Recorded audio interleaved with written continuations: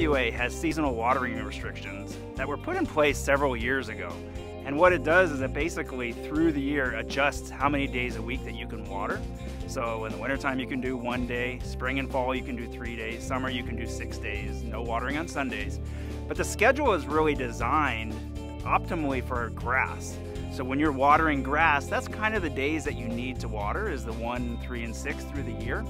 And so that's why the schedule was first established several years ago.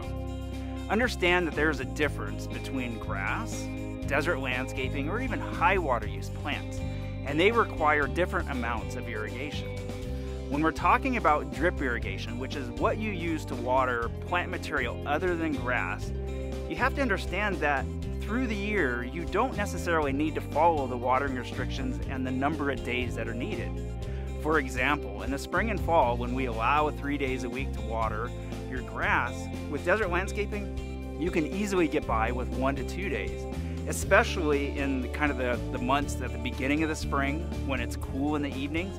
1 day a week is plenty for drip irrigation. You don't have to start ramping up to 2 days and maybe 3 days until it gets really warm. One of the key parts to understand is the flow of the different types of components that are watering your landscape. So with a spray irrigation for your grass, the water is coming out in gallons per minute. And so that's why our recommendation is 3 cycles of about 4 minutes, because that's kind of as much as the grass can take before you're kind of like flooding it and water's going everywhere. With a drip irrigation system, it's actually in gallons per hour. So a completely different type of watering mechanism and philosophy, really. And so with a drip system, you're actually watering sometimes 30 minutes, 45 minutes, 60 minutes, but it's just one watering. And it's usually spaced out more. A grass area is a very easy area to water. You have spray irrigation, it kind of just is one type of setup that you use. However, if you have desert landscaping, you have trees, you have bushes, you have ground cover, you have a lot of different types of plant material that requires a little bit extra effort in trying to figure out how much things are watered. With a drip irrigation system, you can make adjustments based on what type of plants you have. There are different types of heads. So the little drip emitters, some of them are 1 gallon per hour. Some of them can go up to like 2 to 4 or 8 gallons per hour. So you can have different flows based on the type of plants you have. So a great resource is our website, snwa.com.